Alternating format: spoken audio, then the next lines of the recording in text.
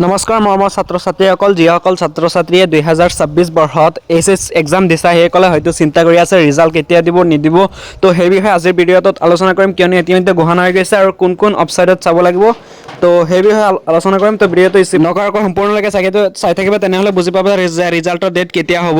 আৰু মোৰ চেনেলটোত নতুন আহি থাকিলে চেনেলটো ছাবস্ক্ৰাইব কৰি দিবা এই চেনেলটোত বিভিন্ন ধৰণৰ ক্লাছ 10 তথা এইচ ৰিলেটেড তথ্যবোৰ দিয়া হ'ব তো বলা পলম নকৰাকৈ আজিৰ ভিডিঅ'টো আৰম্ভ কৰোঁ হওক Result release timeline early to mid April 2026 এপ্ৰিলৰ মাজভাগত ৰিজাল্টটো দিব আৰু reason for early result to finish before the April 16 2026 assembly election and the Bihu celebration April 15 to 21 ৰিজাল্টটো আগতীয়াকৈ দিয়াৰ কাৰণটো হৈছে মানে এছেম্বলি ইলেকশ্যনৰ আগত দিব আৰু আছে বিহু ফেষ্টিভেল আছে আৰু 15 পৰা 21 তাৰিখ যেহেতু আছে সেইকাৰণে ৰিজাল্টটো আগতীয়াকৈ দিব ইয়াত স্পষ্টকৈ লিখা আছে যে the Assam higher secondary HS final result 2026 is expected to be declare in April 2026 by the Assam higher secondary education council AHEC ইয়াতেও Assam higher secondary education council তৰফৰ পৰা একো নোটিছ জাৰি হোৱা নাই